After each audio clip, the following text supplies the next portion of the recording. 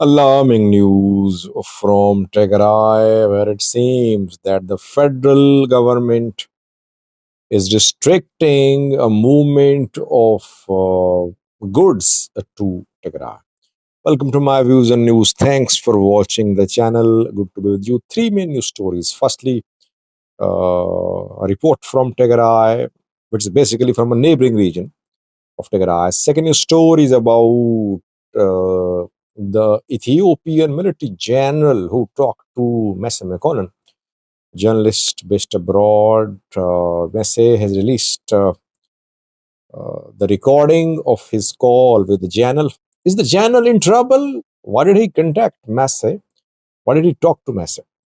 Lastly, Getachew has finally announced the formation of a new political party.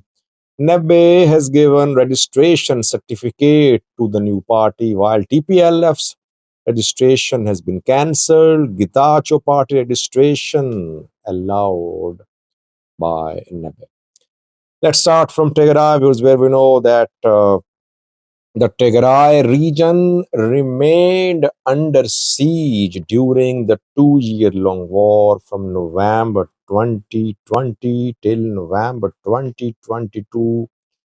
The siege was partially lifted after Pretoria deal, not fully lifted because Tigray has no connection with any country except Eritrea. Eritrea remained hostile to Tigray during war, but Eritrea-Tigray relations improved in recent months. But on regional level, Tigray has been under partial siege. Even after Pretoria, free movement to Tigray was not allowed.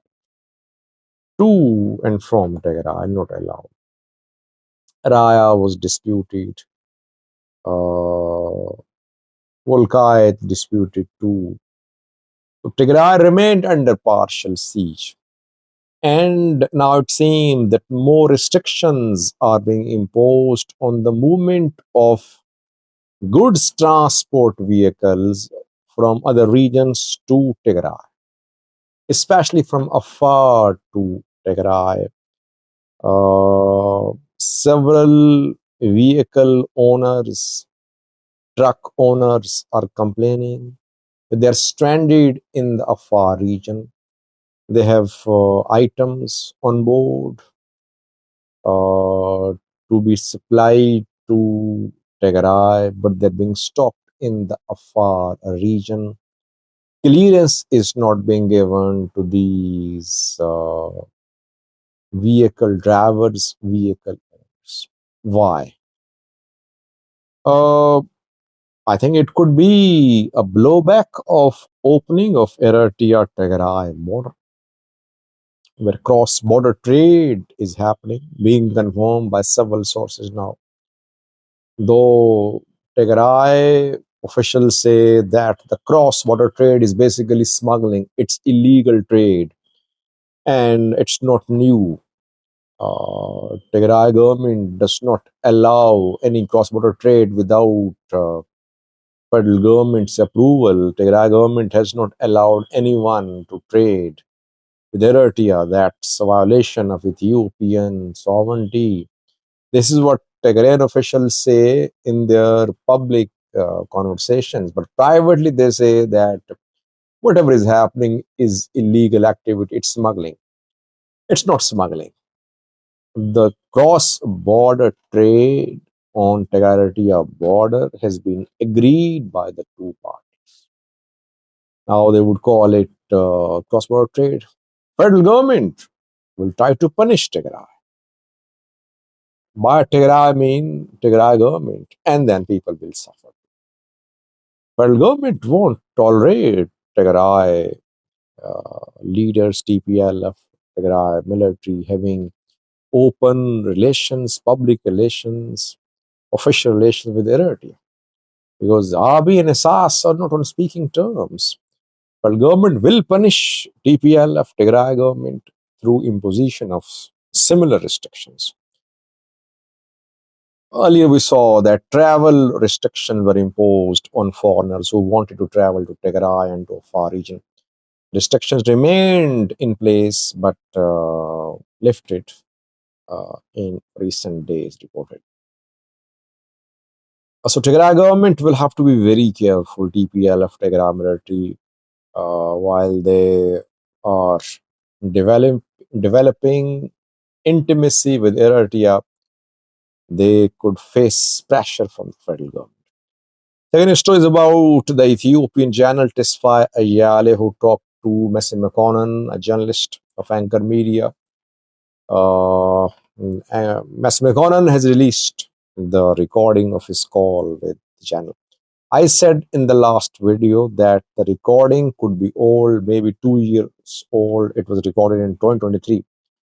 But Messi McConnell in his on his channel said a few minutes ago that the call recording, happened 3 weeks ago. So it's a new contact between Mr. McConnell and an Ethiopian military senior officer, Tesfaye Ayale. Question is, was Tesfaye Ayale allowed by the government to contact Mr. McConnell? Did he contact on his own? Will he face disciplinary action? Can these journalists talk to those journalists who are openly pro Fano, anti-Ethiopian government? Did he try to convince Mr. McConnell that Mr. should stop supporting Fano? He asked Mr. McConnell to visit Ethiopia. He said that government forces in control of large parts of Amhara and Fano groups are lying. But channels, this is not what channels should do. I mean, they are supposed to lead soldiers, supposed to make military strategies.